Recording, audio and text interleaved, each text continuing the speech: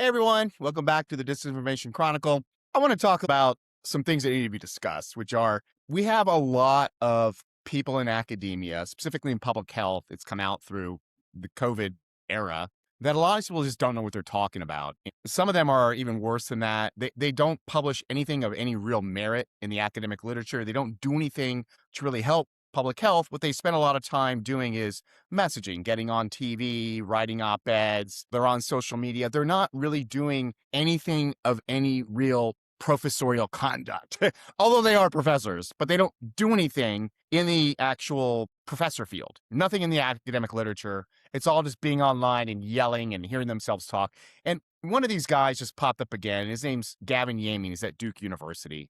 Another guy named Greg Gonzalez, who's at Yale University. Same thing, doesn't really do much. He's just an online activist, writes for The Nation. And then another one's David Gorski, who runs this online website, mostly promoting vaccines and defending the pharmaceutical industry. But Gavin Yamey came back in again. He first came up because he wrote an article in the BMJ that made all these crazy claims against people for taking money from billionaires. These guys always attack real academics. This one piece Gavin Yamey wrote back in 2021 that I wrote about last year, explaining how these guys don't publish anything. What he did was he went after Sunetra Gupta, who's a very well-known professor at Oxford, complaining that she had taken $90,000 from some guy. His name's George Von Opel, and he gives money to conservatives. And that's just enough. She took some money from this guy, and I don't like him. And that apparently is what makes an essay. And that apparently makes an essay in the BMJ. Here's someone who took money from someone, and I don't like this person. He also wrote about how he doesn't like the Koch brothers, and everyone's taking money from the Koch brothers. Well, take a wild guess of who's actually taken a lot of money from the Koch brothers. Duke University, where Gavin Yamey is a professor at Duke University. By the way, if you know the history of Duke University, that medical school, it took a lot of money from the tobacco company. It's in North Carolina. Everyone in the history of medicine knows that Duke University, their medical school, basically was built up upon tobacco money. So why is someone talking about the Koch brothers? That piece that he wrote in the BMJ, Gavin Yamey did, along with David Gorski, it was so terrible that one of the targets of it actually wrote a piece pointing out 7 errors in the article. 7 errors. I'm not going to go through all this. And then it had all these corrections. It didn't really correct things. But this is typically how these types of hit pieces run, by someone like Gavin Yamey, who's constantly in the press yammering about other people. Well, the reason why he popped up recently is because there was a shooter at the White House Correspondents' Dinner in D.C., and the guy name was Cole Tomas Allen. And so, of course, immediately people are like, who is this guy? They're trying to figure out who he is. And they start looking through his social media, and they find out that his social media changed dramatically. He'd been radicalized online. He was this normal kind of a geek gamer guy, is what his friends back in California said he was. And then he became radicalized online. He ran a Bluesky account called Cold Force Bluesky Social. And what he did there a lot of times was just amplifying people who were just freaking out about Trump, lamented that why people weren't taking action against him. And here was one of the quotes they found. Everyone already knows Trump is a fucking awful person in multiple dimensions, and no one has done shit. In other situations on X, he was amplifying people calling him Hitler. It was just all this nutty, just extremist rhetoric that he was being radicalized. Well, one of the people who helped to radicalize him was, surprise, Gavin Yamey. He was one of the guys that Cold Force was promoting, the guy who tried to kill Trump. Gavin Yamey, this is one of the guys he thought was interesting that he's following as he's becoming radicalized. Gavin Yamey. The problem that Yamey has is it's not just on social media that he's this extremist fanatic. It's throughout all of his writings you run across. Again, guy has published nothing in the academic literature worth reading. It's just constant essays and opinion pieces and look at me, I'm Gavin Yamey. What he's always doing is usually defending Bill Gates. That's the vast majority of the time. Bill Gates, or GAVI, which was Bill Gates funded, the World Health Organization, who Bill Gates now funds. But Gavin Yamey's ties to Bill Gates stretch back almost 2 decades. Back in 2007, Bill Gates helped to launch a new peer-reviewed journal called PLOS, Neglected Tropical Diseases. And guess who one of the editors of it was? Gavin Yamey. Yeah. So Bill Gates funded a journal that Gavin Yamey then got to become an editor. Then back in 2009, he gets a Kaiser Family Mini Fellowship in Global Health Reporting. Well, guess where a lot of that money came from? You just go to Kaiser Foundation Family's external support. You find Bill Gates. Gates was one of their historical big funders. So this guy's been propped up for most of his academic career by Bill Gates. And then in 2016, he's at Duke University. Guess who throws almost $1 million at Duke University? Bill Gates. And guess who the co-investigator was on the grant? Gavin Yamey. And what was it to do? To support the United Nations and the Chinese government's Healthy China 2030. Now, some of you might think, well, Bill Gates, he's just another billionaire. Well, no, he's not. This guy funds pretty much everything in academic research. And Gavin Yamey's not the only one out there, but he's just the big mouth with a small brain that we're talking about today.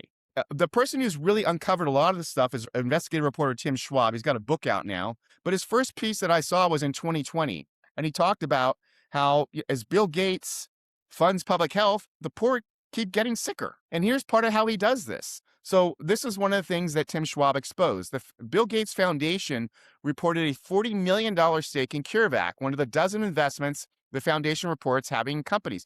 Bill Gates Foundation funds companies. That's part of what they do, is part of their investment, working on COVID vaccines. And Schwab found this by looking through the SEC filings. The foundation has also announced it will leverage a portion of its $2.5 billion strategic investment fund to advance its work on COVID. These investments are amounting to more than $250 million, showing that the world's most visible charity and one of the world's most influential voices of the pandemic response is in a position to eventually reap considerable financial gains from the COVID-19 pandemic. Bill Gates was promoting COVID-19 pandemic policies while he was investing in COVID-19 companies and academics like Gavin Yamey. But the problem isn't just the way that Bill Gates makes money off of his investments from his foundation. It's how he completely distorts the entire field by funding loudmouths like Gavin Yamey. So he completely has altered public health. Gavin Yamey is just an example of this. He's a loudmouth. He's the most visible example, but there are tons of other academics like Gavin Yamey. We're just using it as an example. But let's just see, like, what does Bill Gates pay for? What does he get from Gavin Yamey?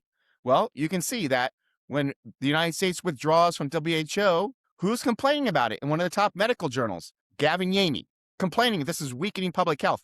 I don't know if it's weakening public health or not, but what it's doing is it's harming one of Gavin Yamey's main funders, and we'll see that in a second. Here he is also constantly being called upon by the BMJ, where his good buddy, Cameron Abbasi, is the editor-in-chief. Anytime there is a story about GAVI, a story about Bill Gates, a story about the WHO, Gavin Yamey is a resident Bill Gates expert, always a comment about it. Here's another example of another story he's asked to comment on. So let's just look and see. I dug around. You can find these things. You got to look. They're never going to be in a story. But if you look, you can find them. Let's see who Gavin Yamey's funders are right now. Well, he's got 1, 2, 3, 4 Bill Gates Foundation grants. He's got 1 United Nations grant or a contract, and he's being paid by the World Health Organization. So what Gavin Yamey is often doing is he's acting as a valet, a propaganda artist for his own funders. He's not doing anything in public health. He's just taking money from people and then screaming about the fact that these people he's taking money from are losing power. That's his entire academic career. It's a big circle. Here's a kind of an example of how this doesn't work. So here's a January story on NPR. And the story is complaining about how the United States is cutting itself off from the World Health Organization. And California is now stepping up, the Democrats are. Well, out of all the academics in the United States, guess who happens to make an appearance in this article? Gavin Yamey. Surprise! Gavin Yamey is Bill Gates all the time. Whenever Bill Gates needs someone to yammer about Bill Gates and why Bill Gates is so important, Gavin Yamey is always there. So Tim Schwab gave a talk a couple years ago when he's exposing Bill Gates and all the problems that he's created in public health. In case you haven't noticed, people in America have gotten fatter, and chronic diseases are a huge problem. And Bill Gates' money is awash everywhere in the United States. So here's what he pointed out about the Gates Foundation. The Gates Foundation in recent years has become the second largest funder of the World Health Organization, which is part of the United Nations. Again, Bill Gates, World Health Organization, and United Nations, 3 people that fund Gavin Yamey, right? And is ostensibly organized as a democratic organization. But then you also have a private billionaire from Seattle who can come in to the sidelines with billions of dollars in donations and shape what the World Health Organization works on and what it doesn't work on. Or, right, also a guy who has a professorship title at Duke University like Gavin Yamey. I just want to give you one more example. This is something that Gavin Yamey just tweeted out. Another piece in the BMJ just earlier this week. Here's what he says. My latest article in BMJ examines how the Trump administration is withholding life-saving health aid from countries and from GAVI to extract concessions. They're withholding money from GAVI, but guess who funds Gavin Yamey to complain about this? GAVI. I mean, it's ridiculous. The biggest funder of GAVI is the Bill and Melinda Gates Foundation. They founded them and given them almost $4 billion.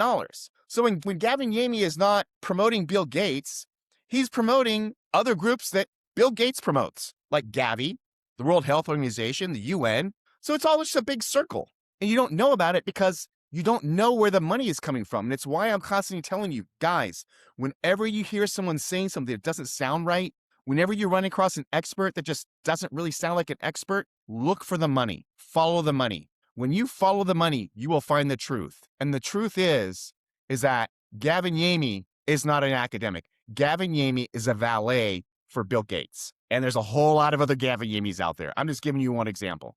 Thanks so much, guys, for showing up again. Please hit the subscribe at the bottom. Keep bringing you more videos. Thanks so much.